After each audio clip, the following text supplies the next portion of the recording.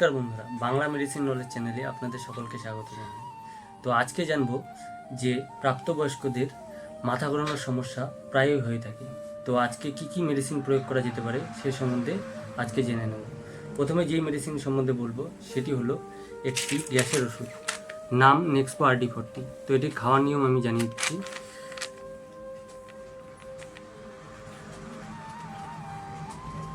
নেক্সপো RD40 mg এটি প্রতিদিন সকালে ODSC অর্থাৎ প্রতিদিন সকালে খাওয়ার আগে খেতে হবে। সকাল খাওয়ার আগে।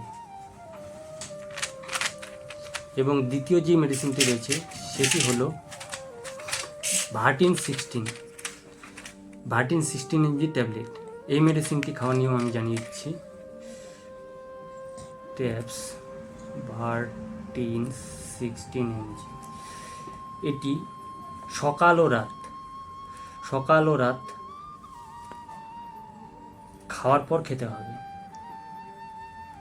খেতে হবে। এবং তৃতীয় যে মেডিসিনটি রয়েছে সেটি হলো ট্রিপ্টোমার 10 mg। এই ট্যাবলেটটি খাওয়ার নিয়ম আমি জানিয়ে দিচ্ছি।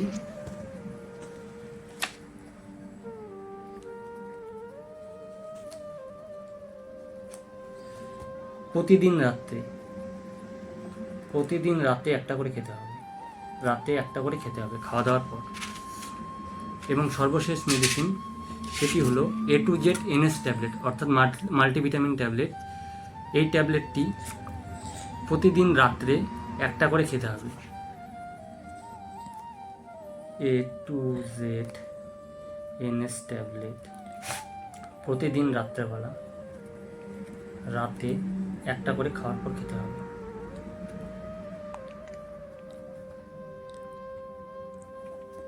প্রতিদিন রাতে একটা করে খেতে হবে। সব মেডিসিন আরেকবার আপনাদের দেখিয়ে দিচ্ছি। A to Z NS tablet, Tryptomer 10 mg, Vertin 16, Nexpro RD40। সর্বশেষে এটাই বলার যে বাংলা মেডিসিন নলেজ চ্যানেলের ভিডিওগুলি যদি আপনাদের ভালো লেগে থাকে তো অবশ্যই লাইক, শেয়ার এবং সাবস্ক্রাইব করবেন।